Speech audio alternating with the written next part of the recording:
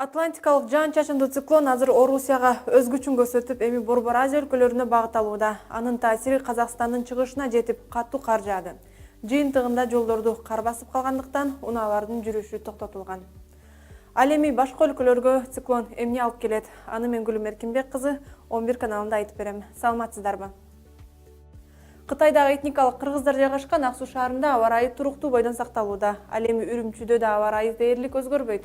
Абанын температурасы орто ченемден жогору бойдон сакталат. Казакстандын чыгышында жана түндүгүндө суук аба ырайы күтүлөт. Түштүгүндө болсо абанын температурасы буга салыштырмалуу жогору болмокчу. Өзбекстанда жылуу аба ырайы сакталып, көпчүлүк аймактарда күн ачылышы күтүлөт. Бирок Нуку сөрөөнүндө кечке жуук жаан жаашы мүмкүн. Түркмөнстандын кээ бир аймактарында бүгүн күн ысык болуп, эртең жаан жаашы ыктымал. Мисалы, Дашогу сөрөөнүндө эртең менен күн ачык туруп эле, кечинде жаан төгөт. Ашхабад шаарында болсо жаан-чачын күтүлбөйт.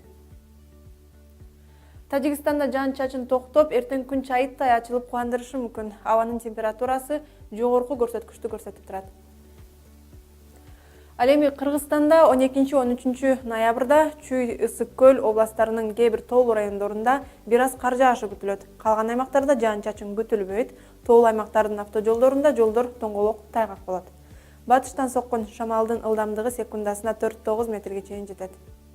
Эгерде алыскы сапарга аттанган болсоңуздар, унааңыздардын дөңгөлөгүн кышкыга алмаштырып алууңуздарды сунуштайм. Анда 11 каналынан кайрадан көрүшкөнчө.